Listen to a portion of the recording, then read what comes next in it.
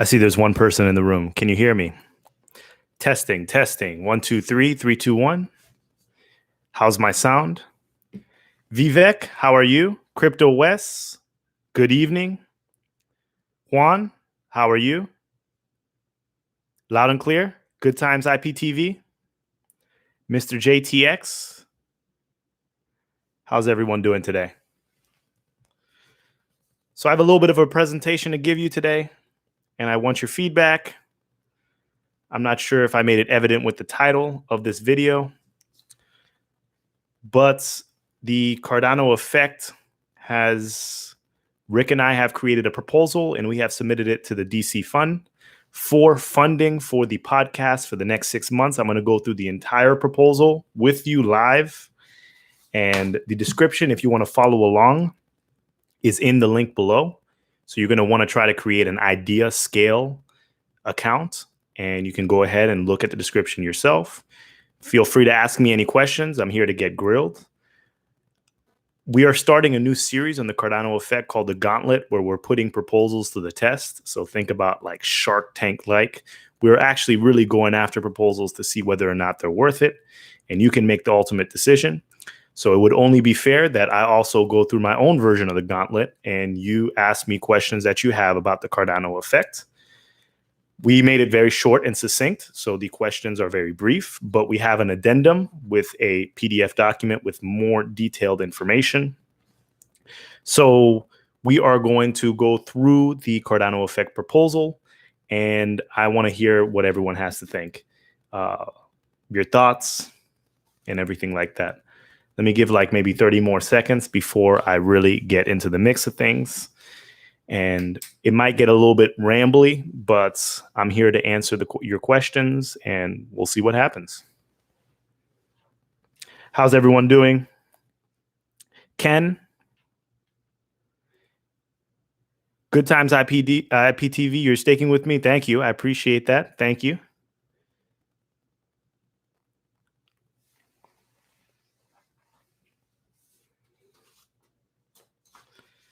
How's everyone's Sunday going?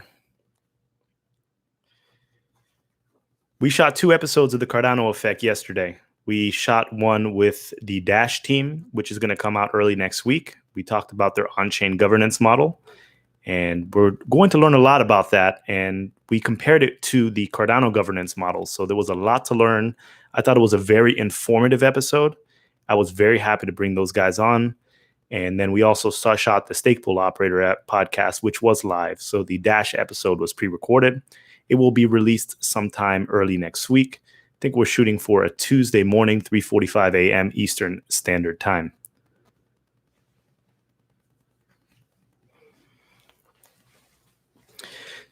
So maybe I should start with a background of what the Decentralized Fund is. It's not completely decentralized at this point in the game.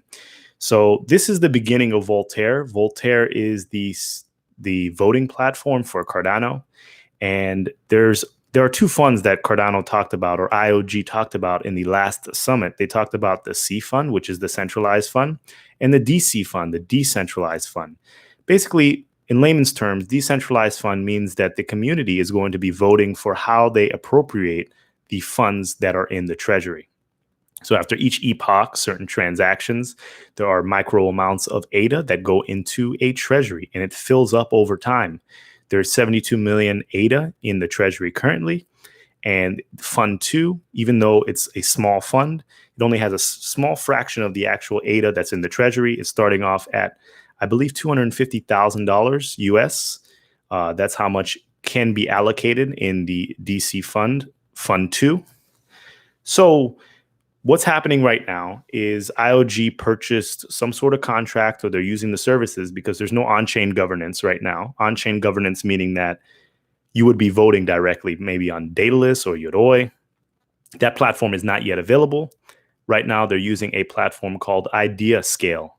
And Idea Scale, you go, you create your account. There are lots of different proposals that are being put out. I think by the time we submitted this morning, I think we submitted about an hour ago. I thought there were over 400, maybe 430. So there are a lot of submissions. And what happens right now in this step is you just give kudos, you read proposals, you see what you like. And in the coming weeks, when these rounds close, certain things are going to be voted upon. And the great thing about voting is that voters are incentivized to actually vote. So 20% of the funds from the approved submissions will go back to the voters. I believe for Fund 2, you're going to need a minimum of 8,000 ADA in order to vote. Remember, this is just the beginning, so that barrier to entry may decrease over time, but you're going to need 8,000 ADA, at least 8,000 ADA to vote. I would highly recommend that you see what you can do to have that ready, because it's more rewards, so you can stack up some more rewards in addition to your staking rewards. It's going to be a fun process. I will be walking everyone through that on my channel. And so history about the Cardano Effect. The Cardano Effect was first sponsored by IOG, formerly known as IOHK. And we are actually approaching our 2-year anniversary. We've been doing this for almost 2 years. I believe it's 2 years in November, right around the corner, or maybe end of October. Then our sponsorship transferred over to the Cardano Foundation, which was more appropriate because we are a community podcast. We are the community podcast for Cardano. And Cardano Foundation has been sponsoring the podcast. But now we're looking to take it to the next level. We want decentralized funding. So we want decentralized sponsorship for our podcast, meaning that the community votes directly to fund the podcast. So a lot of you think that we may, or some of you may think that we have like strings attached to our sponsorship. We don't. Rick and I own 100% of the podcast. We say what we want when we want. But I understand if people think, oh, they're sponsored by the Cardano Foundation, are they going to say anything bad if the Cardano Foundation does anything bad? Vice versa. And as you can see, we do our own thing. I mean, recently, Rick on his channel, he pointed out all the flaws that are going on with the Cardano Foundation. We obviously are not muzzled in any type of way. We've never been muzzled. We say what we want. And if you don't believe us, please go to the catalog and check out our diatribes and our rants on some of the Cardano Effect videos. So, yes. So what's going on now is the Cardano Effect is looking for DC funding. I'm going to go through the actual proposal. I'm going to read to you our proposal, and then I'll take questions in the chat. Sounds good? So if you want to follow along, the link is below. So idea scale. So on the first page of the idea scale link, there's an attachment. So you can go to the attachment and then you'll be able to follow along. So basically the first page just shows that the hosts of the Cardano Effect are myself and Rick. And our contact information, our Twitter information, it's just kind of this formal thing. We have a table of contents on the next page. And I'm going to read to you the background of the Cardano Effect. So the purpose of the Cardano Effect podcast is to take high-level developer information and projects that are occurring in the Cardano space and break them down into bite-sized consumable pieces of information for everyday use. That's a sentence that I was saying almost every day, every time we were shooting a podcast. The hosts of the Cardano Effect podcast are Philippe Pierre-Antoine and Richard McCracken. TCE premiered on November 16th, 2018. And has recorded 106 episodes as of September 27th, 2020. So we've been around for almost 2 years. November 16th will be our 2-year anniversary. This podcast was born in the barest of the barest markets. We've been here since the beginning, and we've been here even further before that. You can check our personal YouTube channels that predate the Cardano Effect podcast. Okay. TCE looks to transition from its current sponsorship with the Cardano Foundation to the Decentralized Catalyst Fund. Since inception, the Cardano Effect channel has over 96,000 total watch hours, which is a grand total of over 10 years of watch time, with 8,300 subscribers on YouTube from 61 different countries. It's a very effective podcast. If you look at our analytics, 61 different countries tune into the Cardano Effect podcast. We really have this global reach. We're talking about mass adoption. Right now, the Cardano Effect podcast is where it's at. We reach 61 different countries. And the channel is also syndicated on numerous platforms, including Google Podcast, Apple Podcast, Amazon Music, Spotify, and iHeartRadio. So we are syndicated on every single platform. We put our podcast on every single audio platform. So you may tune in on the weekends. You may tune in for certain episodes and think that all we do is YouTube. But we are also have high audio recordings that you can find on all the major podcast streaming platforms. If you've ever been on the Cardano Effect podcast, we have two different recording softwares, one for that goes on YouTube and one that we also pay for that goes to these syndicated audio platforms. Next, as of September 23rd, 2020, the Cardano Effect has 72,981 unique downloads across all audio platforms. So all those audio platforms, we have over 72,000 unique downloads, which is wonderful. We always have a lot of engagement on the audio side. So people are listening on their way to the gym. People are listening, on their commute and vice versa. Not everyone is watching the YouTube videos. The Cardano Effect assists community members and cryptocurrency enthusiasts by providing a range of technical expertise, including organizing podcasts from lead scientists at IOG, Emergo, and the Cardano Foundation. The podcast also hosts live streams in order to assist users in understanding the nuances of the platform. The Cardano Effect also looks to build bridges with other cryptocurrency projects in an effort to achieve interoperability.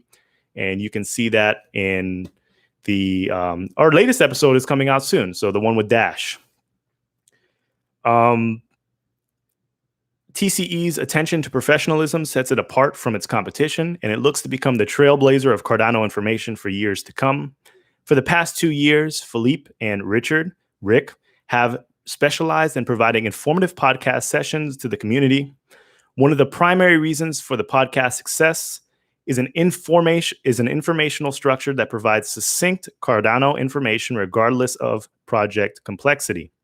Mr. Philippe and Mr. Richard stay personally involved in their community and continue to provide value day in and day out. Over the past, let's say 3 years. I mean, hasn't been exactly 3 years, but Rick and I have been in the community. We've been in Telegram channels. I run the Telegram channel, the Cardano Effect, which used to be called the Cardano is Coming. I answer dozens and dozens of questions every week in private messages on Twitter and Telegram, emails. Rick also, we have been very attentive to the community and the Cardano Effect podcast email as well. And lots of people have sent us messages, and we actually can't even keep up with all the messages. It's a lot. It is a lot. Let's see. A personal Telegram channel called the Cardano Effect, coupled with various other mediums, allow Philippe and Richard to keep the open lines of communication with the Cardano community. In addition to the podcast, both Philippe and Richard have had personal YouTube channels, which have provided years of Cardano content to the greater cryptocurrency community. One thing you can say about Rick and I, we're not bandwagon Cardano enthusiasts whatsoever. We've been making Cardano specific content for a while, since the beginning, and we haven't changed up. We've been here in the bearish of times, and we're going to be here in the bullish of times. So the next page. L. Marshall, what's up? How are you doing? I'm going to get back to everyone's questions. I'm going to finish the proposal real quick. So future objectives of the Cardano Effect podcast. The future objectives are to provide 1 hour weekly podcast, live and pre-recorded guest interviews. We recently started this new series called the Gauntlet series. I think it's going to be premiering next week. Please tune in. It's going to be fun. We're going to analyze proposals in great depth. We're going to increase production value on video and audio platforms, provide short video clips on TCE Clips channel. So we have a second channel called TCE Clips. We're going to start uploading more clips there. We're going to improve the website, hire a dedicated, experienced audio engineer, hire a dedicated, experienced video editor. And this is optional. Provide annotation to TCE videos to act as a reference point for future viewers and listeners. We're also going to increase community involvement, which is highlighting stake pool successes, highlighting upcoming community projects, and provide a thorough explanation of smart contracts, voting, and all features to come. We're here because, we want this protocol to go as high as possible, but we're also here to help you understand how to monetize on this platform, whether that be voting, whether that be staking, whatnot. We're going to highlight the future potential gemstones and moonshots in the Cardano ecosystem. So all the gemstones that are happening within, let's say, Ethereum, all these yield farming tokens and everything that's been 100xing, Cardano will have its day too. I mean, once we start releasing smart contracts, there are going to be moonshots left and right. There may, not a lot, not a ton, but they're going to be there. And we're going to be highlighting them early in the Cardano Effect podcast, providing added opportunity for you to figure out exactly what direction you want to go. We're going to implement and sustain a system that will allow TCE to grow over time. And the Cardano Effect looks to be the standard of cryptocurrency podcasting, and it's looking to exceed contract requirements. We try to be as non-dry as possible. We try to be as entertaining as possible, as informative as possible. There are a lot of podcasts out there. A lot of them are boring. You may find our podcast boring, but, it's two of us. Some of you like Rick's personality better. Some of you like my personality better. But whatever the case may be, I feel like everyone can find something informative from these podcasts, or find something entertaining or educational. And that's what we provide. Next, host conduct. Like a company, TCE expects its hosts to be professional, both in appearance and conduct. Philippe and Richard understand that they must adhere to standards of conduct that reflect credit on themselves and the Cardano community. Philippe and Richard will be expected to be courteous and respectful to guests, even if a guest is not.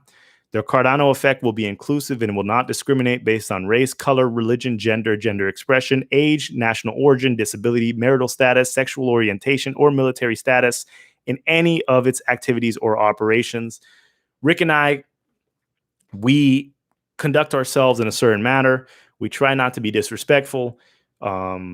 We do talk behind the scenes, and, the language gets a little bit more colorful when we're talking in private. But we know how to separate the private talk from the public talk. Me personally, I can get upset, but I try to taper everything, and I try to say, let me cool off, let me blow off the steam first, and then go live. I want to reflect the Cardano Effect in the best way possible. So we draw those lines of separation. Community feedback, or quality control program. Sorry, this text is small and the computer is big. The computer screen is very large. So quality is an evolving process that must be taken seriously. TCE does not accept the norm, nor do we accept unprofessionalism or rudeness. Philippe and Richard carefully vet every Cardano Effect podcast guest. As the hosts, we promote standards of excellence. Both hosts have been invested in the project for years and desire success on all fronts. We'll always prioritize quality over quantity. I have invested a large amount of money in Cardano, personally, to my net worth, and Rick has done the same as well. I'm speaking for him as well. We are invested in this project. We hold ADA. It's not something that we've put, $100 or $1,000 into. We've put our money where our mouth is, and we are invested in this project. So we want the success just as much as you do. And we haven't sold a single ADA in the bull run, bear market. Everything is still in our wallets. Community feedback. Community feedback is a pillar for monitoring ratings and understanding how to adjust strategy. Both Philippe and Richard gather data from the community to create better podcasts. Community complaints are thoroughly investigated and learned from, considered, and action is taken when needed.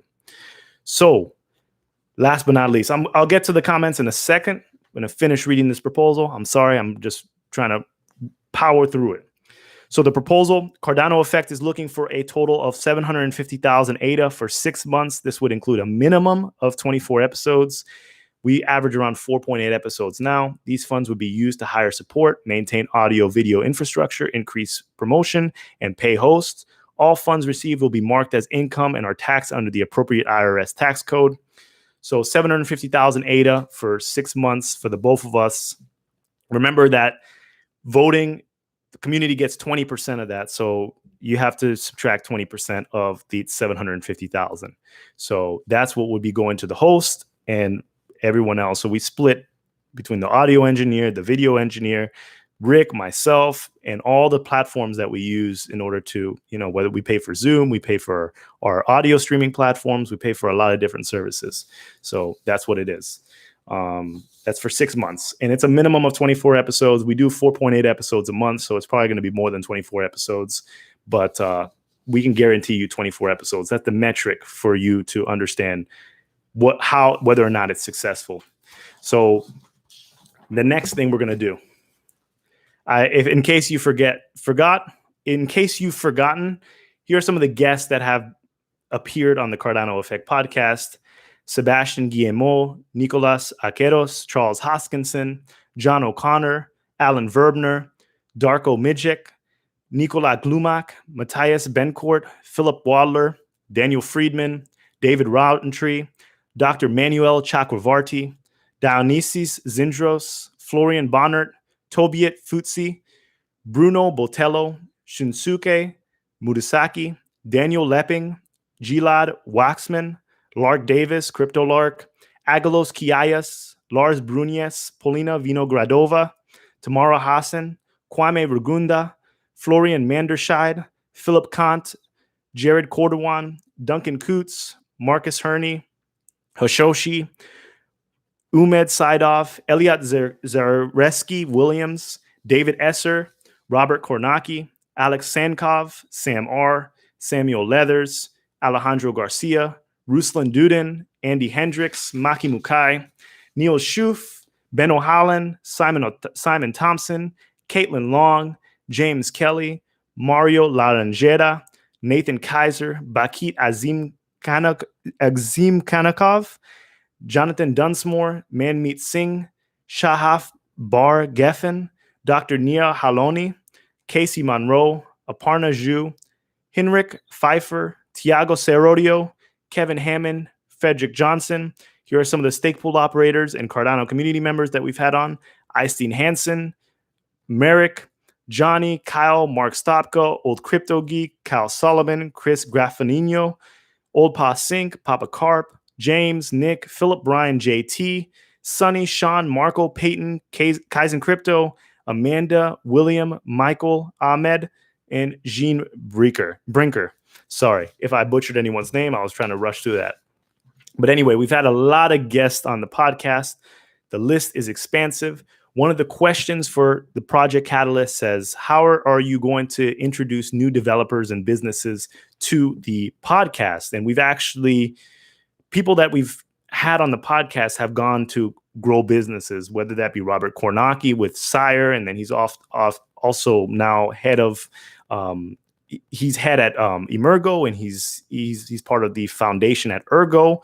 I'm going to pull up the list real quick. Some of the businesses that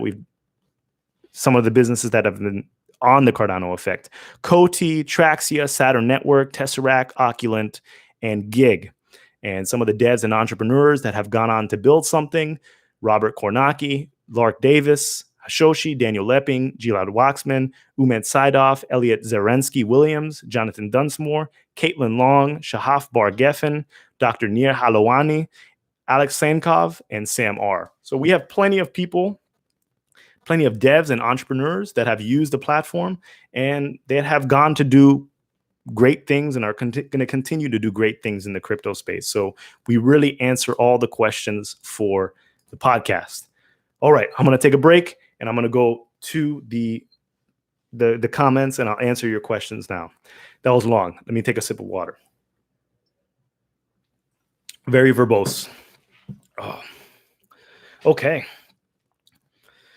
L. Marshall, what's up? Yeah, Slice Keeper, it used to be Input Output Hong Kong. Yes, now it's ILG, Input Output Global. Let's see. Michelle URL says, what does G in ILG stand for? It's global. Yes, correct. Thank you for helping her out. Tiago says, I will suggest at least divide the proposal in two because the fund limitation and cover the show for 3 months. I think also increase the episodes for community participation. Good feedback. Taken for sure. The fund too is kind of small considering the amount of projects that are on. So maybe it's too much for that actual fund. So we'll definitely take that feedback. Chris, happy Sunday. Thank you for your support. Ken, you have my back. I appreciate you. Thank you. Ken says, I remember when ETH was at the same position back in 2014 while the other projects moon. Bottom line, hodl. Yes. Memetic says, happy you jumped in Catalyst. Does this mean you have to run yourself through the gauntlet now? Correct.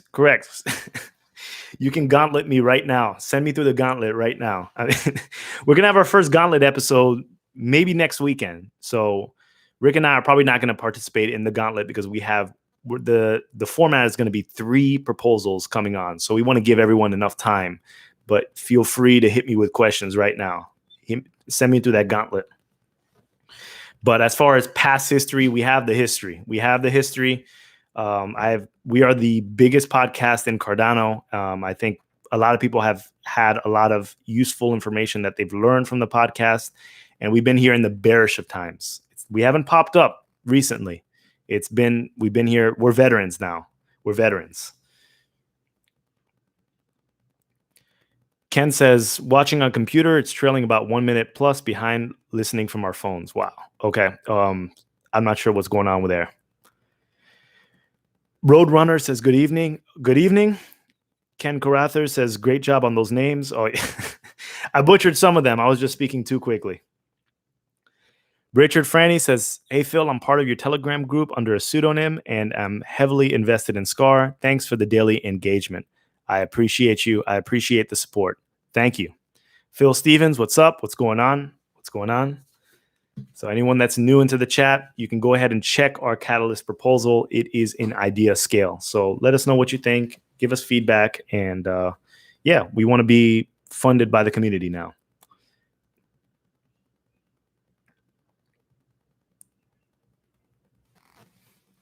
So anyone have any questions about the proposal?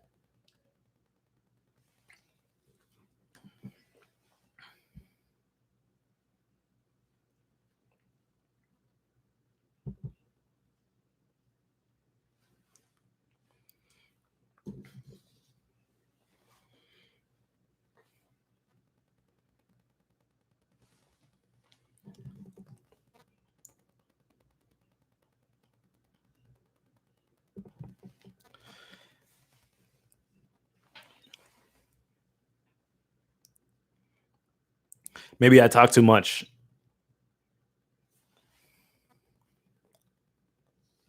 Juan Guzman, no questions. You have my vote. I appreciate you. Appreciate the support. Remember, you're going to have to make sure you have at least 8K ADA, 8,000 ADA. That's what you're going to need in order to vote. I have no idea what the process is going to look like, but I encourage you to vote because you're going to get 20% of the rewards. I don't know how that's going to be divvied up. I guess it's depending on how much you actually delegate or how much you actually send towards or choose towards a proposal, but the community gets 20% of whatever the project is asking for. So project gets 80%, community gets 20%.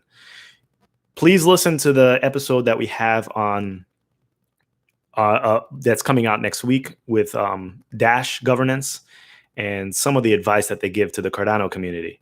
One of the things that they harp on is trust. If you've built trust within the community, these are projects that you should fund because they have a high chance of success. The Cardano Effect has already proven its track record as successful. We're just going to continue to grow. We're here to stay. We've been here since the beginning. This is not some project that we just picked up just because it went from 2 cents to 12 cents. We haven't magically appeared. And if you think we've magically appeared, please check the logs.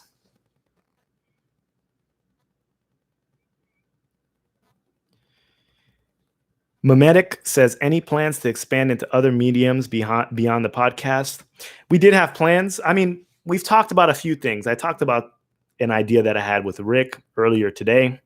But I don't think there's not enough money in the DC fund to run it right now. So maybe in the future, I'm open to other things. I'm open to other opportunities and see where that goes. But, the podcast, it takes a lot of time. I'm not going to lie. The pre-recorded episodes, like between editing, contacting guests, I mean, you could be looking at 10 hours for a single podcast episode just in preparation, whether that's figuring out exactly who you're going to get, coordinating times, that's an issue, sound checks, editing, post-production, making sure that you're responsive to feedback, you're posting it on Twitter. It's a lot. Posting it on Libsyn in order to stream it to audio platforms. it's a lot of work. It requires a team. It requires a lot of time. It requires a lot of dedication. It's not like we just wake up and then we just decide to do a podcast episode. There's careful planning. Like I said, the Cardano effect is about quality over quantity. Of course, you can spit out podcast episodes, but the difference is the quality over the quantity. It's not the guest that made the podcast. I think it's the entire aura of the podcast. It's the entire everything that's involved with the podcast is as organic as possible. So Rick and I try to bring our own personalities into there. We try to get some great guests, and we try to learn every single episode.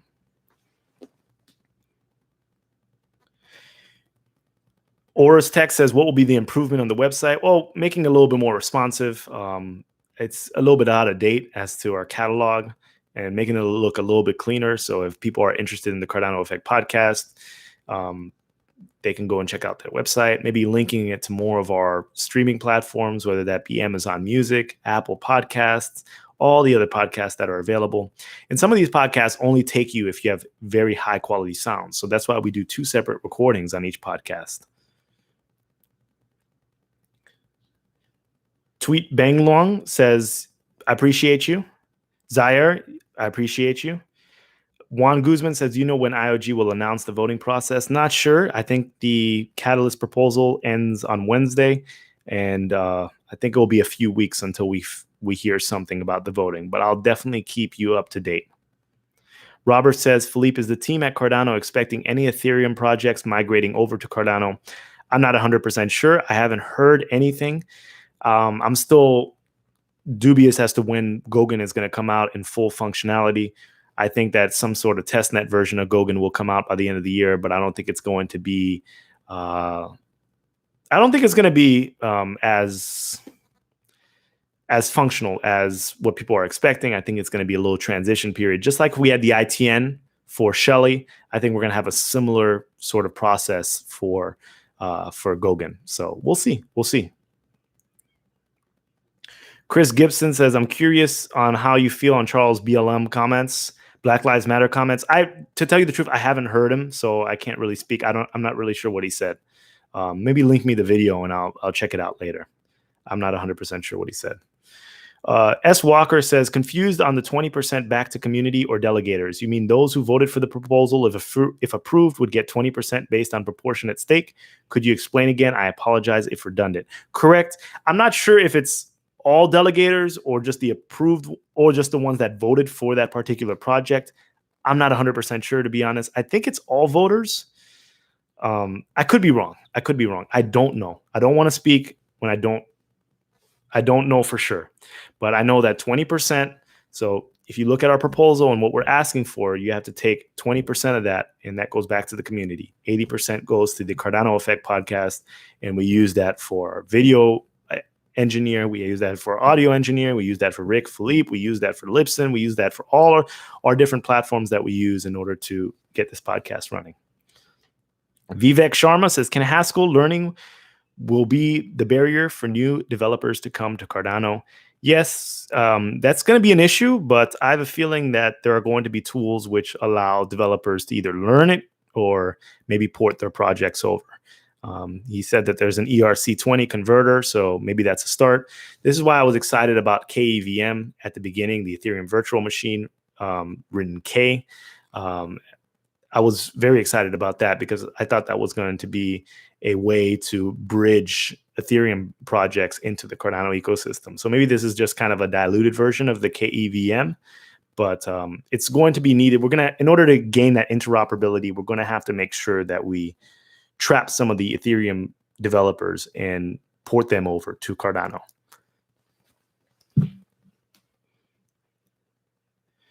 Red, Green, Blue says, is there plans to market the podcast, or does that even make sense in this situation?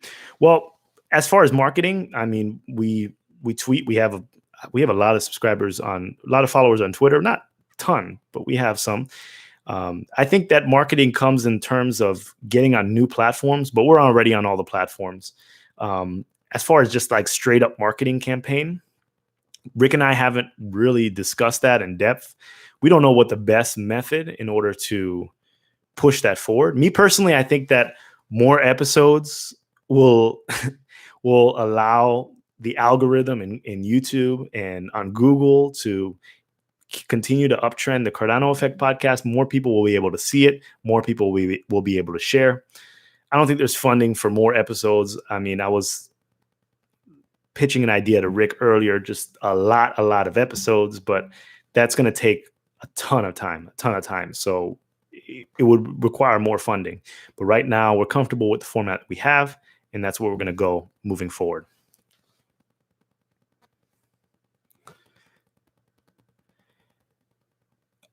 Rich Kong says, why does your Cardano Effect logo look like a shiny vibrator? Well, it's a microphone. I mean, there's a little cord on the bottom. Developed by the community, by the way. This logo, we had a community-based project almost 2 years ago to figure out what the logo for the Cardano Effect would be, and this was drawn by a community member. Ron, how you doing? Vivek says Polkadot is already doing interoperability with Ethereum. Yes, that's good. I mean, Cardano has some catching up to do. Ken Carather says trust is key. I agree. So, watch the Dash episode, hear when they speak about the failures of proposals within Dash, and see how we can fix those in Cardano. Not everything's going to be a success, but I can guarantee you that the Cardano Effect is going to be a success because we've already been doing this for 2 years. We're going to put out our episodes and we're going to receive engagement. So it's like it's one of those proposals that it's not really risky because you're going to get what you pay for.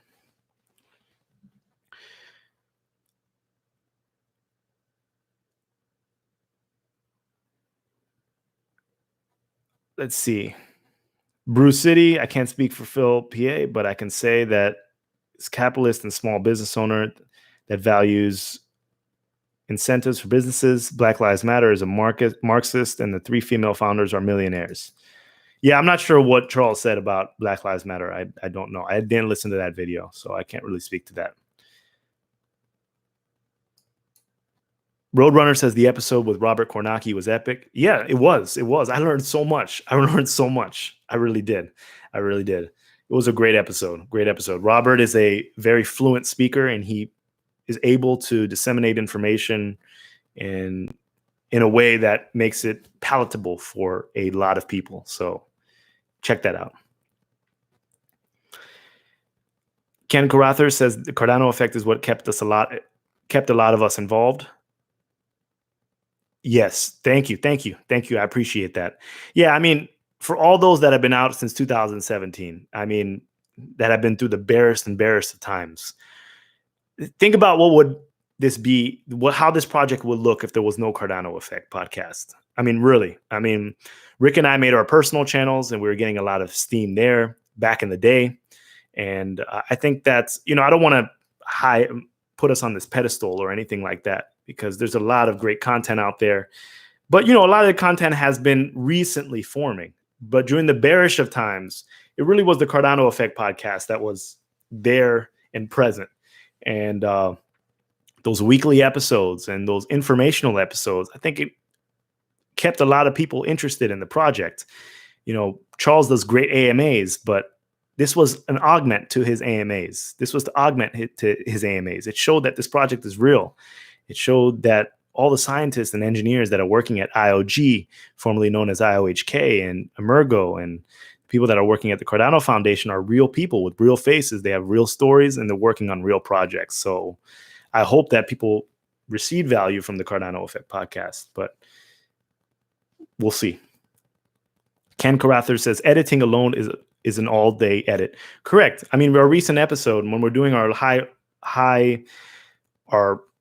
our top of the line audio so it can be syndicated. I mean, for those that have been on the Cardano Effect podcast, we do these extensive mic checks, these sound checks to try to get sound as crisp as possible. But sometimes the guests just don't come prepared, and it involves like splicing audio. Sometimes there's holes in audio, and you have to splice it. And I mean, it's by second. It's a lot of work. It is a lot of work. Vivek Sharma says, "Are you a Cardano maximalist?" Meaning that Cardano is going to be number one, or Cardano is going to take over the world. I think Cardano. I think a lot of projects are going to be top. I don't 100% think that Cardano is going to be number one versus another project. I think that it's going to be a competition. I think Cardano is going to operate a niche that is going to be very profitable. And I think that they're going to appreciate in market value a lot over the next years. I can't guarantee a number one status. I can't guarantee this or that, only because the process or the progression, it's a little bit slow, because smart contracts need to come out.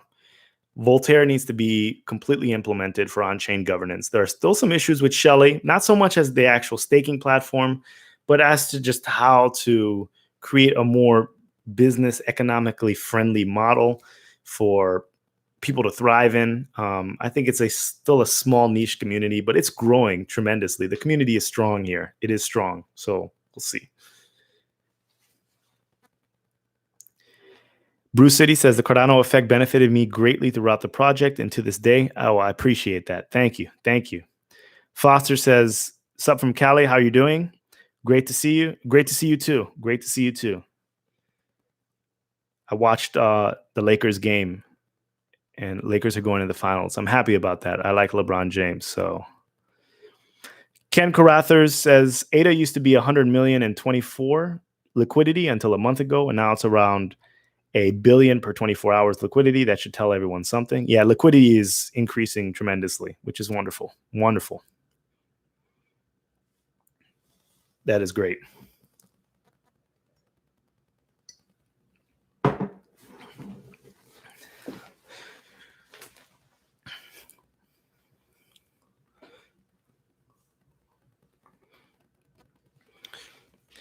And I know this channel is not the Cardano Effect channel, but I don't post as much as I used to, and maybe I should post a little bit more. But I've put a tremendous number of hours developing this channel and all the videos that I made on my personal channel.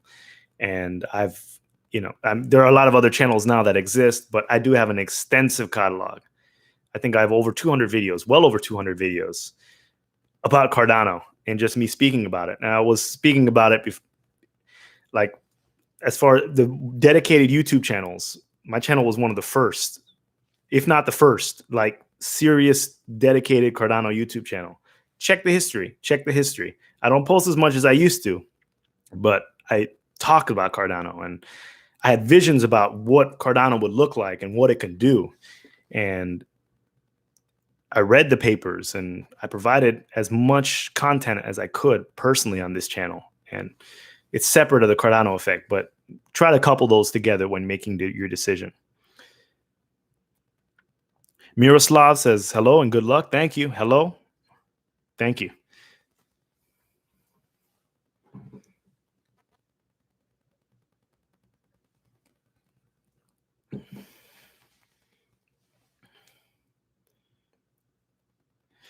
S. Walker says, I remember 2 years ago searching for content. He was consistent back then and still today. Thank you. I appreciate that. Yeah, just check my catalog. Check my catalog. It takes a lot to shoot videos, and all the videos on my channel, I shoot them myself. Like, I am positioning a tripod. I am holding the audio mic. Sometimes things go wrong and I post it anyway. It's a lot of stuff. Hitting the record button, running behind the camera, then putting in editing software, putting it on YouTube, uploading. I've done a lot of talks about Cardano. I did some live streams.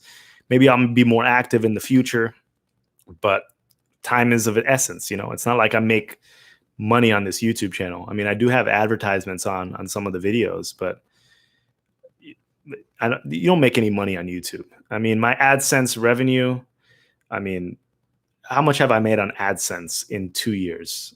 I'm gonna check that out right now. Since I started the YouTube channel. Let me see. I don't do it for the money on the YouTube channel. I really don't. I do it because I love the project. So let's see.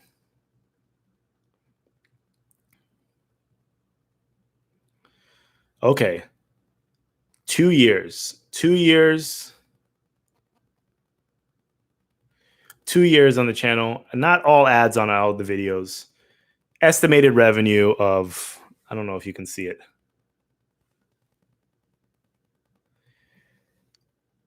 $2,312. So that's over like a 24. No, that's over longer than a 24-month period. That's April, May, June, July.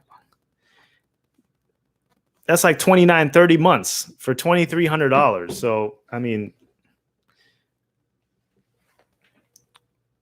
it's nothing. Slice Keeper, how do you guys run SCAR? VPS. We use the cloud. We had a dedicated server during the ITN, but it's not worth it. So we scrapped that, and I leaned out the operation. I put it on a VPS and put down the operating fee down to 2%. So it's a lot lower than a lot of these pools. Remember, the operating fee means something. Roadrunner says placing content also in the bear time. Correct. Red, Green, Blue says, would you be down to be a community representative that people can delegate their vote to in Voltaire? Yeah, I mean, I'm okay for that. I'm okay with that. I'm going to be making my own decisions on videos and probably putting my opinions out there, and you can choose whether or not you want to go with my decision or go your own way. But yeah. Red, Green, Blue says, or even run for a seat in the CF Council in the future. Perhaps. I'm going to be honest with you. If I have to run for a seat in the CF Council, if I were to do that, I would probably need to get paid because I spend just too much time. It's just too much time, and I'm the type of person I put 150% in the work that I do. And I have a business that I'm running. I'm doing the podcast. I'm doing my stake pool. I'm doing my own personal businesses on the side. I have my personal YouTube channel. I'm answering comments, this and that. If I want to fully dedicate time to something, if I want to incentivize myself, I need to get paid for what I'm doing. Although this YouTube channel obviously indicates that that's not always the case, but if it's some sort of like pro bono position, kind of a volunteer position, I feel like I do enough of that within the Cardano community. I am a Cardano ambassador. I did my YouTube channel before that program even existed, but it's not something that like pays heavy or anything like that. The metrics are online. I think they pay you $10 per video that you make. And yeah, that's it. So it's not what I'm glad, but it's not what does anything for me. So Ken Carather says, adding all those other social media outlets will only water down the message. There's not enough time in the day to do the Cardano effect and all those other outlets with quality. Stick here. Yeah, perhaps, yeah. Slice Keeper says, why is a server not worth it in your opinion? Well, this is one thing. Cardano has touted itself as being this solution where everyone can get in. The barrier to entry is very low. You can run a stake pool on a rock pie. Yet that has proven to be not the case. Like, you need a little bit stronger, or you need more buff hardware in order to run a stake pool successfully and get blocks and whatnot. But what has happened is there's been a complete race to the bottom because pledge doesn't mean anything. The A0 factor doesn't mean much. The K factor doesn't mean much. I mean, if you don't think that pledge doesn't mean anything, go look at the Emergo pools. They're pledging 1,000 ADA to each of their pools, even though they were one of the ICO recipients who received over 2 billion ADA. They're pledging 1,000 ADA. What is that, $90 now? That's how much they're pledging. So obviously, pledge doesn't mean much. So that being the case, since pledge doesn't mean much, there really isn't much on the line. You can create a pool with 1,000 ADA. You can create a pool with 50 ADA. You can create a pool with 500,000 ADA. But what happens when you lower that barrier to entry is people start racing to the bottom. They try to undercut you by percentage points. And, now we're in a case where I think that if you charge more than 3.5% operating fee to your to your delegators, it's a robbery. So you got to push that down as low as possible. A lot of people are operating 1% pools or 0% pools. And as the case, you need to try to lean out your equipment as much as possible. And there's nothing more lean right now than just running a VPS. That might change in the future, maybe when people are incentivized to run nodes in order to process smart contract transactions. Then you may need some dedicated solution. But for now, no, it's not where it's at. The economic model it's just not there. It's not there. Vivek says, oh wait, Roadrunner says ADA's going up. When do you sleep? I get my sleep, but I'm working during the day. I am working. Vivek says, have you studied about Polkadot? If yes, do you think it has technology superior to Cardano? I have not. Sorry. I'm not 100% sure. Juan Guzman says, pay the man. Ken Carather says, true, Black Lives Matter is a Marxist-born organization, but let's not bring that crap into our great opportunity here. Everyone matters. I don't know what Charles says about BLM, so I can't even speak to that. Oris Tech says, this is not true, even for connection speed here in Brazil. My pool lost 3 million because I was not able to make 2 blocks with 5.5 million. A lot of things to change. Okay. Are you referring to having a server or just VPS? I'm not 100% sure whose comment you're referring to. Can you elaborate a little bit? Broke 10 cents on ADA. Let me see what's going on.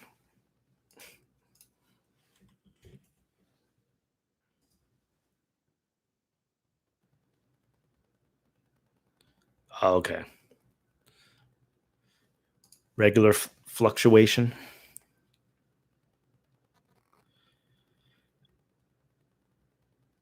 Roadrunner says pledge means a lot to you personally. Yeah, I mean, I understand that. You know, I pledged 150,000 of my own ADA to the pool, and I'll keep it there indefinitely. I really don't need that, regardless of what happens in the bull run. But for the average person who's not watching this channel or not watching the Cardano Effect podcast, they're not really worried about whether or not this person pledged 1 or 100 or 1,000 or 1,000,000. They're just trying to get the best possible ROI for their investment. And, you know, when you have the actual companies that run the project that are pledging 100 to 1,000 times less than community pools, then you have to question whether or not pledge even means anything.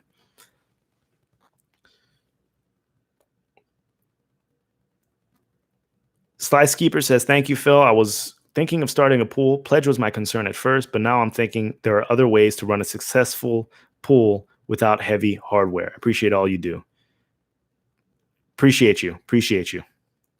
Oros Tech says running a server in Brazil is not even a limitation of machine, but latency. It's around 250 milliseconds, so I need to use a VPS. Yes. Gian Brinker was on yesterday. He lives in Perth, Australia, I believe, but he is Brazilian. And he was saying that the VPS services in Brazil are extremely expensive, and it's much more economical to use something in Europe. Yeah, I mean, that's definitely an issue.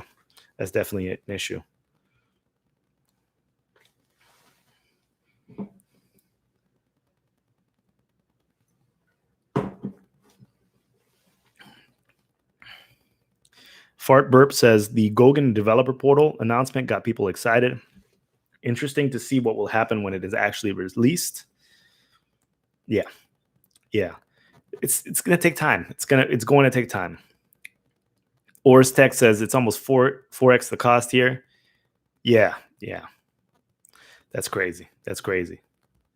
It's incredible to see what VPS services are around the world and how they're so much cheaper in certain areas. We also had Ahmed from Lagos, Nigeria, and we were talking afterwards, and he also says that it's not feasible for him to run a VPS in Nigeria because the costs are too high. So you have to run it in a different country. And yeah, it's tough because it's not equitable for VPS services around the world, especially when you're trying to make a decentralized cryptocurrency. It still ends up being in certain hotspots, whether that be in the United States or Western Europe, and I mean Eastern Europe as well. but certain areas are hotspots and allow you to really benefit on the cost of VPS services, and others are just ridiculous. Oros Tech says, and thing is, my local currency does not help. I bet. It's poor infrastructure. In certain countries, poor infrastructure that allows, that lets these VPS services just run completely out of control. And I don't know why exactly governments don't specify that they want to invest more in VPS services for their country, because I think it would help the country out a lot. But maybe that's not where their pockets are aligned.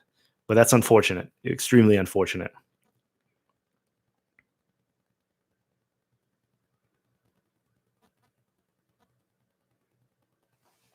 My family is Haitian from Haiti, which is an island in the Caribbean, and I could never run a VPS in Haiti. I mean, everything is outsourced there. You don't even have reliable electricity, so it would be impossible. So you really have to move your services out. But at the same time, the people that need financial liberation are the ones that are existing within those countries, like Haiti. And it's like those are the people that need this kind of identity within blockchain and allow them to interact with the greater world. But the services are just not available. So in Brazil, the tax is heavy here. If I need to buy a phone, I pay 100% on import taxes. That's terrible.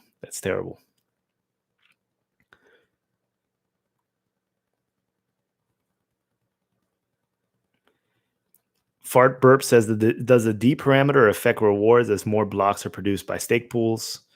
No, I mean, the rewards are going to remain similar, but there are more blocks to go around. So it allows more pools to thrive, or it allows the bigger pools to produce more blocks. But I don't think it's going to necessarily increase or decrease the rewards in any particular way. It's a kind of a strange system, because there's this idea of luck. So right now, the luck for SCAR is we're under for this epoch, but last epoch we were way over. So our return on percentage, our ROS, our return on stake was over 7%. I think it was 7.5%. So it was much higher than most other pools, but now it's lower than, or the percentage. I mean, we have a few hours left, I think 4 or 5 hours left, and we have 25 out of 30 blocks, which means that we have a few hours to get 5 blocks. But 2 epochs ago, in epoch 217, we were assigned 36 blocks. We got 49, so 136% of the value. So luck oscillates. Sometimes you're going to get more, sometimes you're going to get less. I guess it evens out in the end.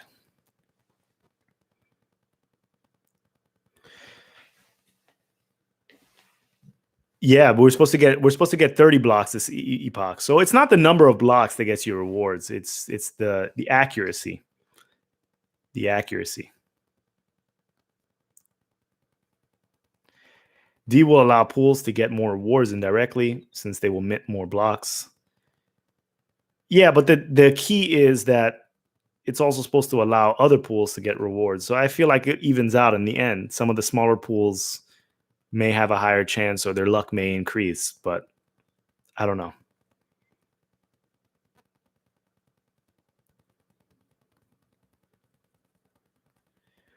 You can go to adapools.org, or you can go to pooltool.io to figure out the return percentages. It tells you the exact percentage returns.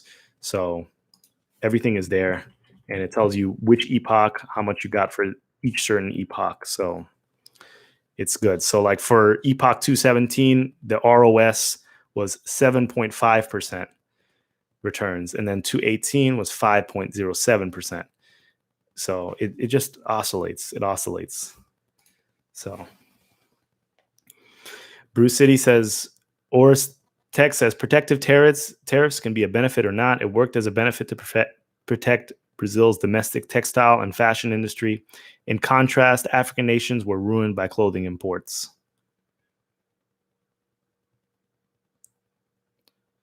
Fart Burp says, been using the Pool Tool app, but doesn't have ROS. Okay, the actual site does.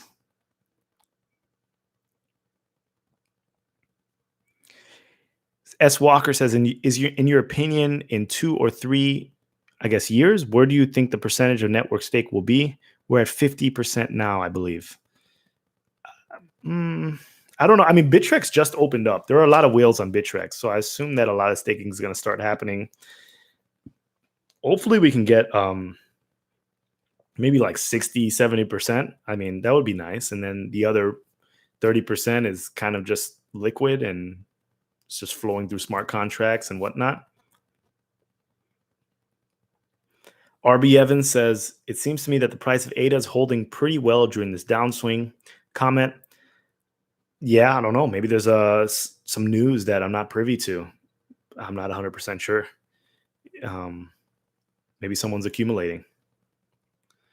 Philly Max says, yeah, Bittrex finally. Yeah, Bittrex this morning. So I might do a quick video of how to move your Bittrex funds to your dataless mainnet wallet for all those that are a little bit confused about how to move ADA off an exchange to a wallet. Fart Burp says, thanks for letting me know about Bittrex. Been waiting for a while. Yes, yes.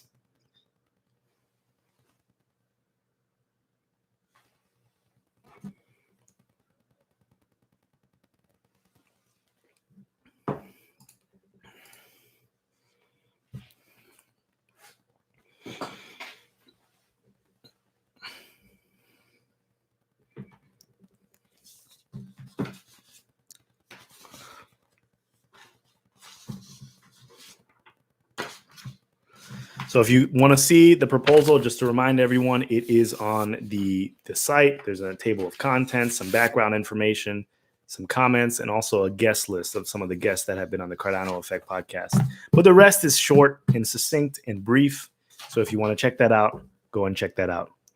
Oris Tech says, yeah, we need multi-delegation. I hope a lot of delegates want to help small pools. Yes, this idea of splitting up your wallet to multiple pools, I think that's going to help a lot. These kind of things, though, they need to be thought about in advance, because what happens is the system is implemented and most people are not checking their wallets on a day-to-day basis, nor should they. So these kind of features need to be thought of in advance, and they were suggested in the roadmap. So I'm kind of surprised as to why things are just rushed in a certain way. I know there's a lot of pressure to put things out, but it's like certain things need to be available from the start. Otherwise, it just kind of skews everything. So yeah, a lot of new people may do multi-pledge delegation, but what about the old people that are just sitting in the wallet and they're not going to open up dataless mainnet, and you shouldn't expect them to. It's not like their fault. So yeah.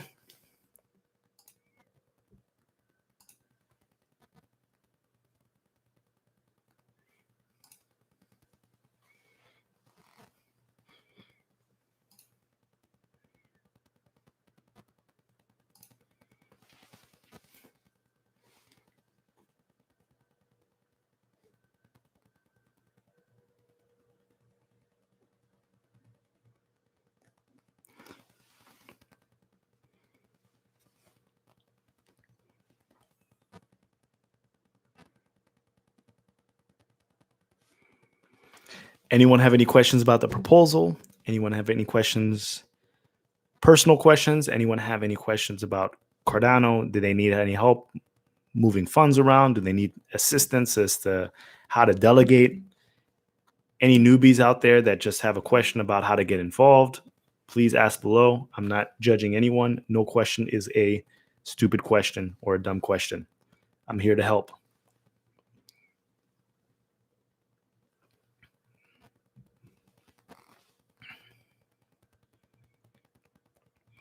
Fart Burp, yes, the proposal is to fund the podcast, or to fund the podcast from the Decentralized Fund. So this is our next step. So in essence, if the community decided yes, we would contact the Cardano Foundation and just say we don't need the sponsorship anymore, and then we move over to the DC fund.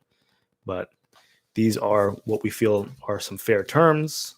And yeah, I feel like we've been working hard, and I think this could benefit the entire community. I mean, I don't honestly think that this is a lot to ask for, considering what we've done and the output that we've put out.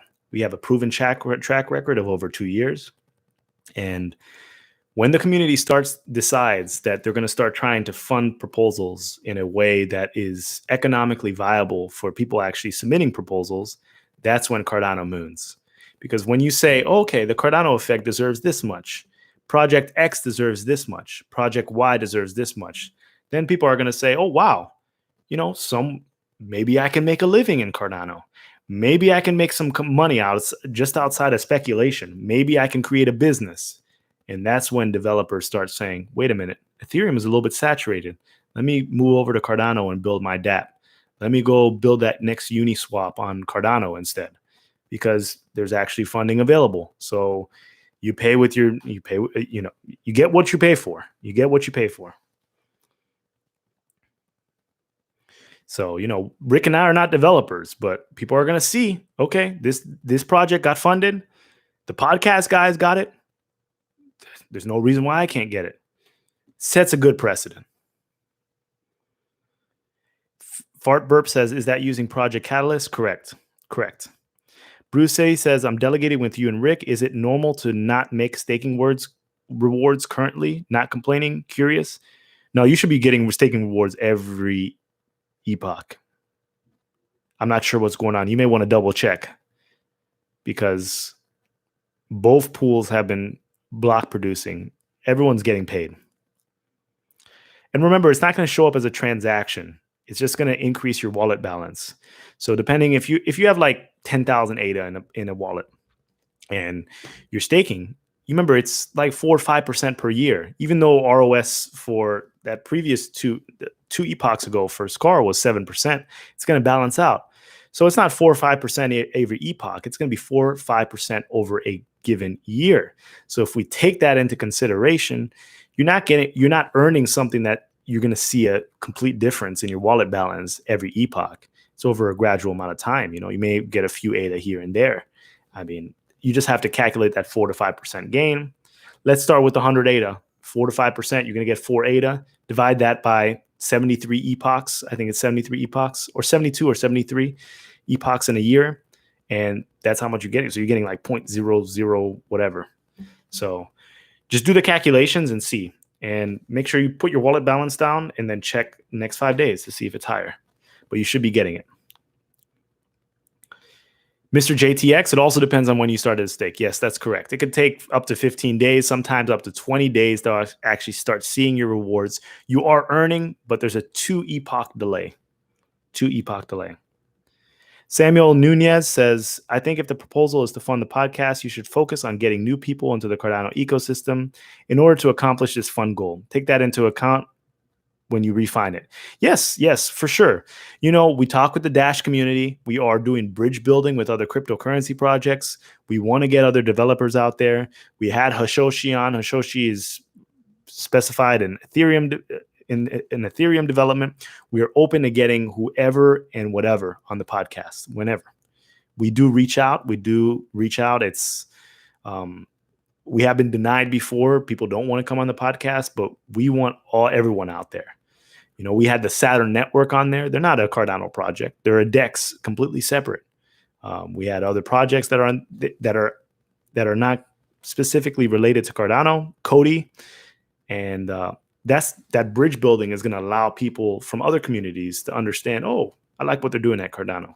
When you see the Dash episode, people from Dash community may migrate over to Cardano. So, but we'll definitely take that into account, in consideration.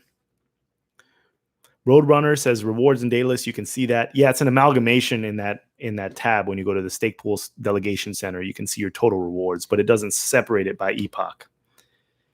Bruce City says, yes, I started less than 15 days ago. Yes, so that's the issue there. You are earning rewards, but you won't see them until after. Ken Carather says, how long is your pledge? Can you pull your pledge at any time? You can pull your pledge at any time, and there's no specified time length for your pledge. But like I said, I factor that into consideration. 150,000 ADA for me, for my pledge, for my pool. I consider that a safe amount because I feel no need to take that. If ADA hits $1 tomorrow, I don't need the 150,000. I'm not going to pull it out from my pledge. I'm not going to do it. I have diversified funds in various different crypto projects. If Cardano goes to $1 tomorrow, that means my other projects are mooning as well. And I don't work full time. I don't work full time on my podcast. I don't work full time on my personal YouTube channel. I run a small business. I sustain myself outside of cryptocurrency. Cryptocurrency is my speculative investment, and this is why I factored all these things in. People that put all their money where their mouth is, or put all their money into their pledge. What if ADA hits $1? ADA hits $2. ADA hits $3. I don't know. In the future, you're going to have some disappearing pool operators because people are going to be pulling money out.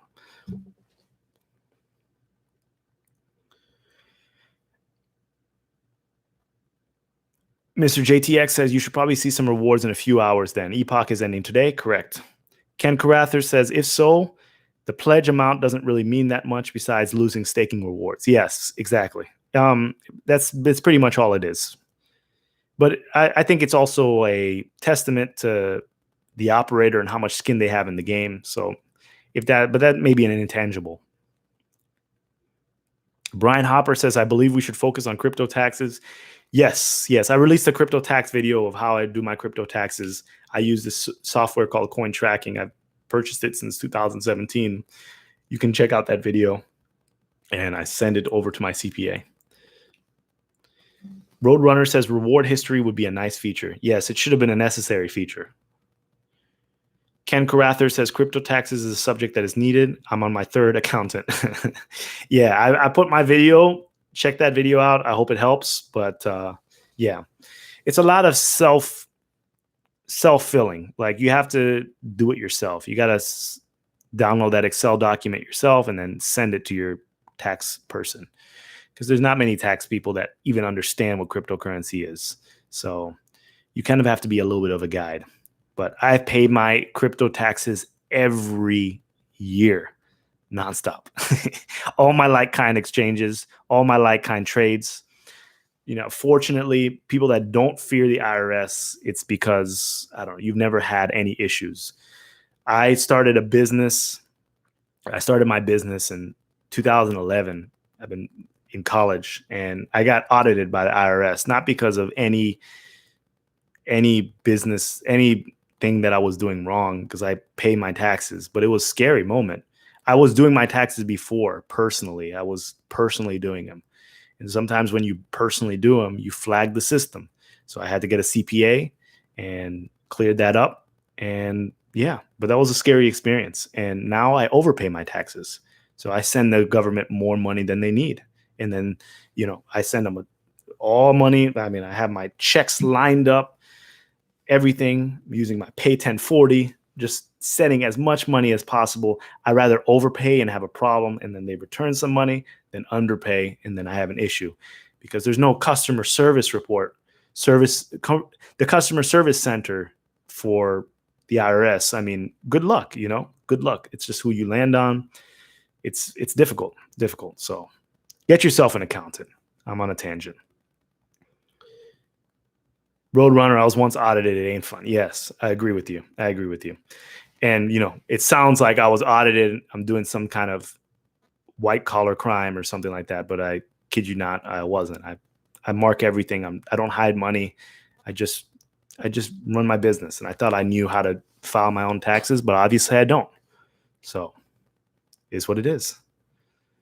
But what does it even mean to be a CPA nowadays, to tell you the truth? Like, there are so many CPAs, so many qualified CPAs, and most of them are just running some kind of loophole for people's taxes, whether it's like reducing their tax benefit by saying that they donated 100 times what they actually donated to charity and reducing their tax implications, or some other loophole, like they drove 50,000 miles with their car and depreciating those assets. That's not the kind of things I do. I just give the exact numbers, but a lot of CPAs out there are just running these kind of sham scams. So it's really hard to find yourself a qualified CPA. It really is. So maybe this should be something that should be some sort of, 4-year program. Like, it should be, you go to med school, you go to law school, you should go to some kind of CPA school in order to, you do have to go to school to become a CPA, but I feel like you can skirt the system and take some online classes. And I feel like it should be taken seriously. Like, the doctorate professions, like becoming a lawyer or becoming a doctor. Brian Hopper says, also, we need to push and help the Proof of Stake Alliance to force Congress to lower our taxes. It's crazy that we're getting taxed on every trade. I also believe we need a flat tax, 10% at the most. Yeah, it's tough. It's tough. It's tough. Flat taxes are never going to work because not in this country, not in the United States, solely because the government has no money. I mean, we're in a terrible economic situation. If you had a family member who, I don't know, like the government is $26 trillion in debt. That's how much they've ran up. I mean, what that number is like, it's fictitious to me. You can't even understand how big that number is. So how are they going to continue spending money if they lower taxes? I'm not an advocate of raising taxes, but I just don't even think they had the money. The amount of money they spend on the military, the amount of money that they spend on use things that don't make any sense. At the end of the day, when you see like congressmen and congresswomen, whether you go to the Senate or the House of Representatives, do you know that like each chair that they sit on is like thousands of dollars a piece? And when it's broken, they order a new chair. Or when they have bills, they print the entire bills. And none of them ever read it, but it could be 1,000 pages. Think about all that paper that they're using. So someone has a nice government contract just to print the paper for their bills, and it's stacked on their desk. Maybe the pens, like they just have so many privileges, all these little tiny expenditures that are just leaking tax money from everyday people. So, once people stop the opulence, maybe tax obligations should decrease. But until then, I don't know. I don't know about that. The system is just too big. I mean, my friend, one of my best friends growing up, he's in the military. He went to West Point, and it's like some of the stories he tells me. I'm not anti-military, like you got to do what you got to do. It's not for me. It's not for everyone. But salute to anyone that goes and pays their time. But they sit there. They just like the stories. I mean, just blowing up ammo and just shooting. All that is taxpayer money. I mean, I guess you can mark it off as practice, but a lot of money gets spent for things that you may not even think are necessary. People that fly choppers in the military. I mean, he flew choppers and just flying all over the country. I mean, just because he wanted to use the helicopter that day, and every time you're running the bill for to refuel the helicopter, could be 5 figures, and that money is coming straight from everyday people. So, it's where you spend your money. I'm not judging on how the U.S. spends their money. Actually, I am, because I think most of it is useless, but it is what it is. Maybe one day we can have some sort of voting system where you say, I'm fine with paying taxes. I'm fine with paying the tax amount that you say, but let me allocate my money. Like, you have to choose 4 or 5 buckets and you allocate your money to these. Roads are still broken in this country. Bridges are still collapsing. I mean, when you go to other like European countries, Western European countries, or when you look at like videos from Eastern Asian countries like Japan and Korea, like the systems that they have are just so much more futuristic. Everything looks a lot cleaner. The roads look paved, and you go in the middle of nowhere here. You go in the South here. You go to Mississippi. It's just atrocious. Even when you go to New York City and Manhattan, the roads are atrocious. It's atrocious. From the postcard, the city looks great, but when you zoom in, it's terrible. Bruce City says, yeah, the author of the Bitcoin Standard thinks surgeons should just apprentice and no medical school. No medical school. Government regulations needed. I'm not that libertarian. Engineers, med doctors need university. Yeah, no. I don't know about that. I don't want anyone. No. You got to go to medical school to be a surgeon. I'm sorry. Like brain surgery? No. You got to go to university for that. You have to have a fine-tuned hand, and you need to learn as much as possible. You don't want anyone that's taking some kind of virtual class online at some kind of paid university to be operating on you at some kind of fictitious university. I don't think that's the answer. Brian Hopper says we can't even audit the Fed. We don't even know where the money is going. That's correct. Roadrunner says, ever been to the Netherlands? Yes, I've been to the Netherlands a couple times, either 2 or 3 times. Amsterdam. Beautiful, beautiful country. Hans Worst says taxes. I was taught in my almost 20 back years ago already. Debt is never really paid back. Don't be fooled. If you want to reduce debt, you have to reduce private wealth as well. No way around this.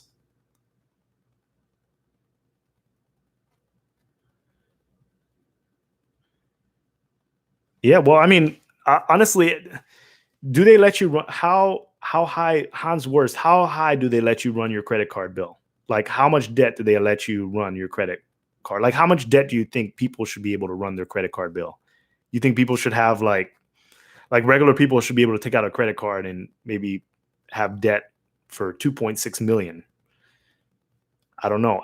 Is that the answer? Is that the answer? Like, maybe private wealth needs to be reduced then to pay the debt. I don't know. I think the debt needs to decrease. If they don't let citizens charge up 20 million or 200 million on their credit card, the government should not be able to run a tab of 26 trillion. That's just my personal thought. Bruce City says our military is not for national defense. We have the National Guard and Coast Guard for that. The other 4 branches are equipped, designed for empire expansion. Possibly.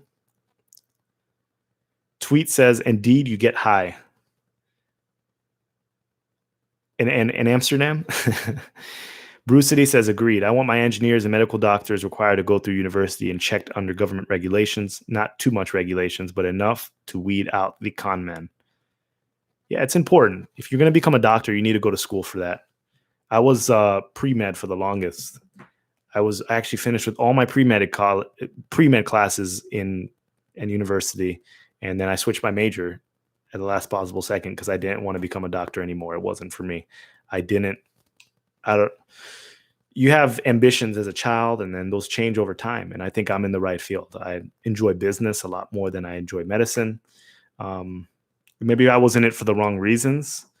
And yeah, so I identified that and I changed career paths. And I think I changed career paths in time. And I'm glad I did not end up going to medical school. Sandra Studio says, I know a lot of stupid engineers.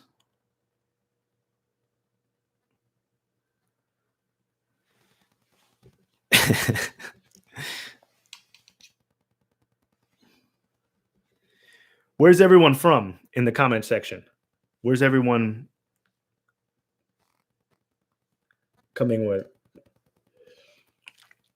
calling in from? Fart Burp says, did you graduate with a business degree? No, I did not. But I don't know, was it 2 years? 2 years after I finished college, I went to university in New York City. I went to Columbia University in New York City. 2 years after that, I took a class I took a little business class. I mean, anyone can sign up for it. The HBX course, the Harvard Business Core. And I did a business course there, and I got my certification, which I was very proud of myself, because I was like, once I was done with college, I said, I don't want to go to school. I don't want to go to school anymore. And then I pushed myself. I studied hard, and I finished that course, and I learned a lot. I took it very seriously, and I got my little certification. I was very happy about that. So I learned a lot about the basic business practices, but I'm not like an economist or anything like that. I'm not on Wall Street. I hustle, I create my business, and it sustains me. And obviously I've been doing something because my business has been open since 2011, and that's how I fund myself. So I've been self-employed for my entire working life. Fart Burp, Texas. Nice.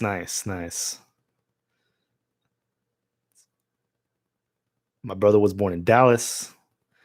Last time I was in Texas, I was in Plano, and that was maybe last year, Plano, Texas. And I've also been to Houston. Sandra Studio says Pacific Northwest. Okay. Nice. I've never been to the Pacific Northwest, but I want to go to like Seattle area and Portland. Been to California plenty of times, but never up north. Ken Carather says, we'll follow you. You've earned my trust. I appreciate that. Roadrunner says, why has everyone in America a credit card? I don't get it. Raising kids with credit. Yeah, that's another situation, but it's a debt-based system. So Fart Burp says, I was a business major before switching to computer science. How'd you like that switch, Fart Burp? Sandra Studio says, no college for me and doing quite well. Kudos to you. I don't envy anyone that has massive amounts of student debt. Ken Carather says, live off the dividends down the road, correct? Bruce City is from the civilization known as Milwaukee, sorry for butchering Milwaukee, which is in stark contrast to the dark, mysterious forest of rural Kentucky. Okay. I need to get over to Milwaukee. I've never been. Dark rural forest of rural Kentucky. Darkness. I like your comments, Bruce City. Matthew Anderson. Hey, Philip. How your honest opinion? There are so many smart contracts projects that are moving so quickly and doing well, like Polkadot, EOS, Elrond, and Tezos. Do you feel like Cardano is moving too slow, or do you believe that Cardano's code and fundamentals are good? Slower moving or won't matter over time. So Cardano is moving slow. I'm not gonna lie. I feel it. It's moving a little too slow. They need to get their smart contracts out ASAP. I mean, we had Plutus Fest. I was in Plutus Fest in Edinburgh, Scotland, and I was there in 2018, at the end of 2018, and we were talking about Plutus and Marlowe. So we need to get that stuff out. All these projects, they're moving at lightning speed, and at the end of the day, just because we have the best project or the code is the best, can we even say that if the project is not out yet or the product is not out yet? We have to wait until we see that. But money doesn't sleep, and a lot of people are building some crazy things on Ethereum and these other projects as well. So we need to hurry it up for sure. Gert says Brussels, Belgium. Nice. I want to go to Belgium. I need to visit. L. Marshall says Queens, New York. All right. When I was in college, I was in Manhattan for 4 years. 125th in Amsterdam, and then also 118th in Broadway. 118th Broadway, 125th in Amsterdam. Yeah, I like Morningside Park. That's where I was.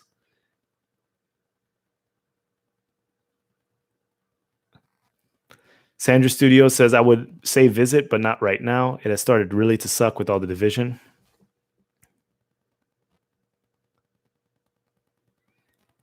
Bruce City says, U.S. economy is debt-based. I'm glad you love it. Great transition, Fart Burp. I'm glad you went that route. That's good. Finding something that you really like to do it's liberating. It's liberating, especially in college, because there's not a lot of guidance as to what is out there. They don't really tell you exactly what are the possibilities. They don't allow you to dream. They just give you this kind of script that you can follow. And sometimes you're just not there. And whether it be pressure that you put on yourself or pressure that you receive from your parents. I mean, for me personally, it was pressure that I put on myself, but I found something that I really like to do. And I'm happy. I'm really happy.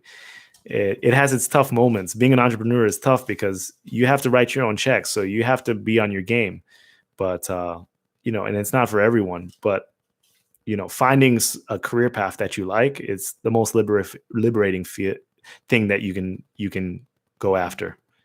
And feel like I'm going to do this career path. I'm going to make my money and I'm going to strive for early retirement. That's what it's about.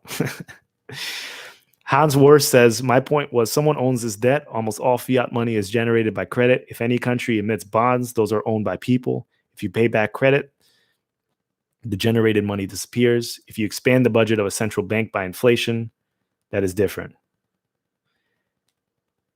Yeah, I mean, I guess so. So if you pay back credit, generated money disappears. That's correct. Yes. So, but what's the alternative? Is it just to expand, continue expansion, just regulated inflation? So, I mean, I don't know. I don't know what the solution is. I don't know what the solution is. Ken Carather says it only loses. It's only time. Sorry if I'm messing up these comments. It's kind of small on my screen. I have a very large monitor. Um, it's only time. It's the only time until the world's monetary system loses everyone's trust. It's lost my trust a long time ago, and I don't know if it's going to take. I don't know when it would build my trust back up. Philly Mac is an ATL. I've been into Atlanta. How many times? A couple times. I like Atlanta. Ken Carather says this is why crypto is important. Tiago Nunez says any trip to Brazil. Philippe, I've never been to Brazil. That's one thing that I want to do. I've never been to South America. That's I want to hit that continent. It's one of the I haven't been to Australia and I haven't been to South America. The furthest south I've been on the American continent, I mean, I've been to Central America. I went to Costa Rica, of course, like Mexico, but I've never been down to South America. So there are many countries that I want to see, and Brazil is definitely one of them, for sure. TMI fanboy, good to see you, Philippe. Good to see you. Ken Carather says bridge building. I love that. Yep. Roadrunner crypto. I don't know if crypto. Are you saying crypto is a solution for the monetary system? I don't know. I don't know. Slicekeeper says, can a stake pool operator verify who stakes to their pool? No, not unless you say that this address belongs to me.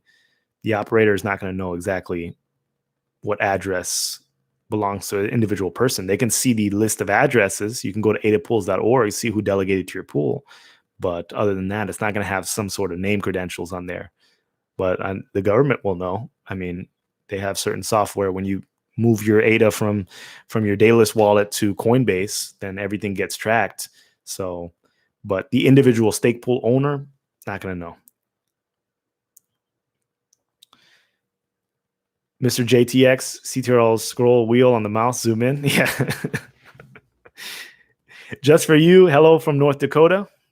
Hello. I've never been to North Dakota before. I want to take a road trip around the United States. I need to go to North Dakota. It's those kind of states that you kind of forget about it. Like, no offense or anything, but those kind of states in that general area in the center of the US, when you're on like the East Coast, you kind of just forget that part exists. You kind of just travel along the coast. On the west side, you're like you go to California when you go out west, and on the east, you go to New York or Boston or something like that when you're in the east, or you stay in the south. But I definitely need to go to North Dakota. How is that? Just for you, is VeChain partnering with ADA? I have no idea. I don't think so. Fart Burp says, if I add ADA to a wallet that is already delegated, when will I receive rewards on it? 2 epochs. You're going to want to wait at least 2 epochs. It's probably going to be so like if you start delegating, your stake is not active until the next epoch, and then you're going to want to wait 2 epochs after that. So it's going to be at least 3 epochs. You're going to have to wait at least 15 days minimum. But you're going to be earning rewards in the meantime. It's just that there's a 2 epoch delay. So if you remove your rewards or you remove your ADA from your wallet and you're receiving rewards, you're still going to be receiving rewards for the next 2 epochs, even after you remove your entire balance, if that makes sense. Roadrunner says travel makes memories that will last you until the end and makes them more valuable than a nice car, for example. Yeah, I like traveling. Traveling is a lot of fun. Traveling. I've missed traveling with COVID.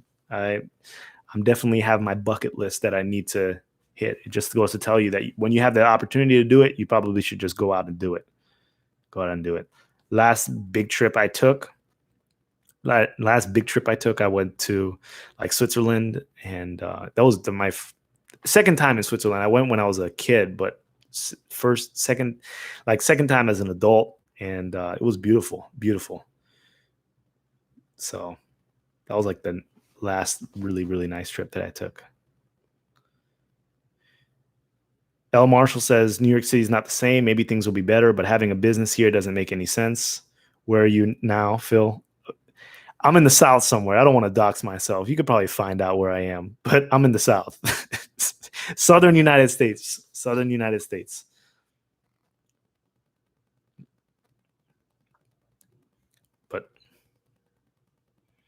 But for anyone who's not familiar with the United States, the worst state in the United States is Mississippi. And I speak that from personal experience, having lived there for 2 years, is the worst state on the map. Gert says, do you think Goguen will be there before the end of Q4? I think some kind of testnet version of Goguen is going to be there.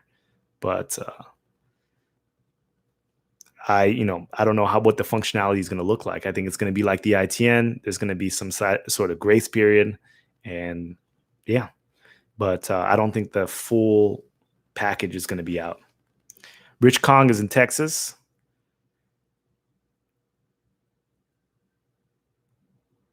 Texas is so big. I need to explore more of Texas, but Texas is nice. Slice Keeper says, if addresses can be verified, can that possibly be used to incentivize a customer to stake your pool, like exclusive bonus rewards or perks for staking if you can prove your address? That makes sense. Yeah, of course. Yeah, that definitely can be used. Personally, for me, my pool Scar, I don't think it makes enough money for me to start like promoting it. And I don't really think there's a huge upside, even if it grew substantially, because the operating fee is kind of small. So I don't know, maybe it's something I look forward to in the future, or look towards marketing it better in the future. I mean, I'm marketing it as well as I can, but as far as like giving money out or giving this, giving that out, I don't necessarily think that the return on investment makes sense at this point in the game. But maybe as the price increases, that will change. L. Marshall says the South we all run to. I agree. Mississippi is. Yeah. Yep. Mississippi is the worst state. I will have a full-fledged debate on that. I can't believe I lasted 2 years in Mississippi. That was rough.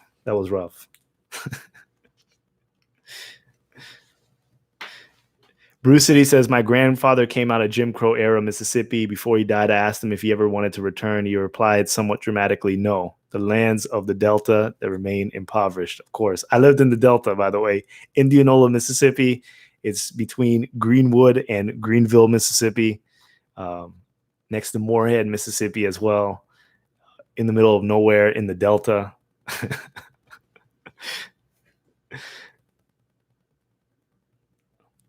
Crypto Addictive says ADA 10 cents, 1.102. Just for you says, am all in Scar since the testnet. Thank you. I appreciate that. I've been going for a long time. 1 hour, 38 minutes. So I don't know. Let me give a quick summary. Thanks for everyone who is joining to me today. Getting a little bit exhausted. Anyway, Cardano Effect submitted their proposal. Go check it out on IdeaScale. And there's some good information there. We submitted our proposal. Please support if you'd like. Read the proposal, leave comments, leave feedback, and I will answer the feedback. Put me through the gauntlet. And remember, we've been around for a couple years. We've been around since the beginning of the bear market. We have 107 episodes recording. 107 will come out Tuesday. High quality all the time. We try to provide as much information as possible. We want to be funded by the community now. This is the way moving forward. Let's set an example of what you can do with funding proposals. Let's set an example for other community members. Let's set an example for developers that may want to come to Cardano. Let's start paying people. I think it's very reasonable, the offer that we put out, and open to any critiques or criticisms. Put me through the gauntlet, and the gauntlet series is coming. Tune in next week, I think. And we're setting that up. We also have another pre-recorded episode that we're going to be doing on Wednesday, I believe. I'm not sure I'm supposed to announce the guest yet. you'll see the guest. I mean, I don't know if you want to hear from the guest or not, but you'll see it. We're trying to get more information out there. I'm going to answer a couple of questions and then I'm going to log out. Neon says Bittrex wallet working again. Correct. Perfect. I might make a quick video about how to get your funds from Bittrex to your Daedalus wallet for all the newbies that need a little bit of help of how to move ADA from an exchange to the mainnet wallet. Tweet says maybe back to 15 cents again and hope with Gogan more move higher. Roadrunner says, what is Cardano without the Cardano effect? Glad to hear that. That's a good little quote. Just for you says, I've been buying ADA since 2016, saving my future. Bright. Yeah. Save for your future. Try to hold on until you feel like you can't hold on any longer and try to build that financial independence. Early retirement is key. You can focus on other hobbies that you'd like to do. And yeah, that's what it's about. El Marshall, got to go, Phil. Got some football to watch. Enjoy. Keep doing what you do best along with Cardano. Appreciate you. I'm logging out too, everyone. I think it's time. I'm going to go eat some lunch. I haven't eaten yet. But Idea Scale, create your account. It's free to create your account. Remember, you're going to need about 8,000 ADA to start voting, and you're going to get rewarded for voting. So that process hasn't been explained yet, but remember that. Keep that in the back of your head. Community gets 20% of every funding project. The 80% goes to the actual project. Mr. JT, I appreciate you. Red, green, blue. Later. Roadrunner. Greetings to Mr. Taco. I spoke with Rick this morning. All right. Until the next stream, everyone, maybe I'll jump on sometime soon. I appreciate you. Just for you, thank you, man. Thank you. I appreciate you. That's a lot. All right. Bye, everyone. Have a nice day, everyone.